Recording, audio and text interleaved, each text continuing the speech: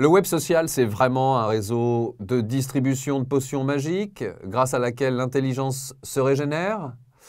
Est-ce que c'est pas plutôt une source pas toujours très claire de connaissances, voire un étang plutôt glauque ou grenouille des pseudo-savoirs? Est-ce que c'est vraiment un outil de redistribution des pouvoirs? J'ai envie d'utiliser le point de vue d'un producteur de radio américain qui s'appelle Nate Dimeo. Et je cite Nate Dimeo, « Si vous mettez en ligne l'émission la plus incroyable, littéralement la plus incroyable depuis que l'humanité a la capacité de produire des récits, cette émission n'aura jamais autant de clics qu'une vidéo d'un chat avec une moustache. » D'abord, le web, c'est clair pour tout le monde. Il ajoute du sens et de la valeur à l'information, tagging, commentaires, etc., tout en créant de l'intérieur une structure, par contre, dont personne n'a le plan. Bref, voilà qui remet en question l'arbitrage traditionnel des économistes pour qui chacun agit en fonction d'un optimum, en espérant tirer le meilleur de ses interactions, les fameux trade-offs qui sont consécutifs généralement à une conversation. Le web, par opposition au broadcast, se nourrit de complexité et les experts changent. Désormais, l'expert, c'est tout le monde dans le cadre d'une intelligence collective et d'une alchimie des multitudes. Cette alchimie de l'échange a pour implicite l'individualisme réticulaire, le networked individualisme que Barry Wellman de l'Université de Toronto a formalisé. Désormais, grâce aux tech, des connexions qui se font entre individus sont moins profondes, moins exclusives, plus souples et informelles, à la fois locales et globales, donc diversifiées. Maintenant, il ne faut pas se mentir, il y a aujourd'hui un partage pavlovien comme nouvelle normativité sociale. Il faut donc parler de ce degré zéro du lien. Les likes, les shares, les recommend, les autres +1 sont parfois des chimères d'hyperliens, des liens qui n'inaugurent aucun chemin, sauf celui du retour vers un entre-soi, où je parle à ma grand-mère et ma grand-mère me parle. Bref, des clics qui ne relient à rien. La victoire de la compulsivité d'une activité de pouce-bouton, entretenue par un marketing pulsionnel, le besoin d'être en état de partage permanent, ça donne plusieurs choses pour les ados, des questions parfois un peu pouce au crime sur Ask.fm et Reddit et 4chan. Et puis sur d'autres réseaux, c'est exactement la même chose, sur Facebook par exemple, où tout n'est pas si intelligent. Donc il y a une victoire de l'ingénierie et des technologies relationnelles, mais il y a aussi une défaite programmée de la narration, de la dialectique, de la controverse, donc quand même du commitment, c'est-à-dire donc de l'engagement. Mais ce qui m'intéresse, c'est de m'attarder sur ce qu'est la controverse, puisqu'elle est censée justement produire le plus de valeur en matière de collectif. La controverse, elle a donc directement à voir avec l'exprimable et avec l'empowerment de chacun, donc l'amélioration cognitive, l'amélioration critique de chacun. C'est globalement donc dire si l'amélioration de la controverse, si on la trouve sur les réseaux sociaux, accompagne l'amélioration des capacités de jugement global des individus. Il faut que ce soit clair. La controverse n'a absolument rien à voir avec la polémique ou avec les micro-polémiques que vous scrollez sur Facebook. Une controverse, c'est en effet une situation d'incertitude collective à propos de laquelle les experts sont en désaccord.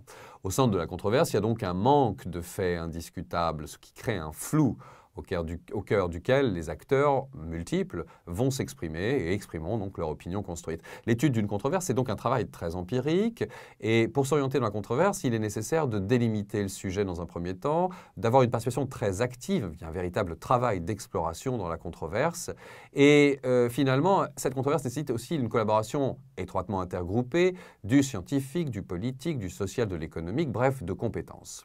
Pour l'explorer adéquatement, cette controverse, il faut rencontrer divers acteurs de la controverse pour obtenir leur point de vue. Tout ça est très logique. Avec un bon travail de tri associé, on peut ensuite dégager les problématiques ainsi que les enjeux qui en découlent.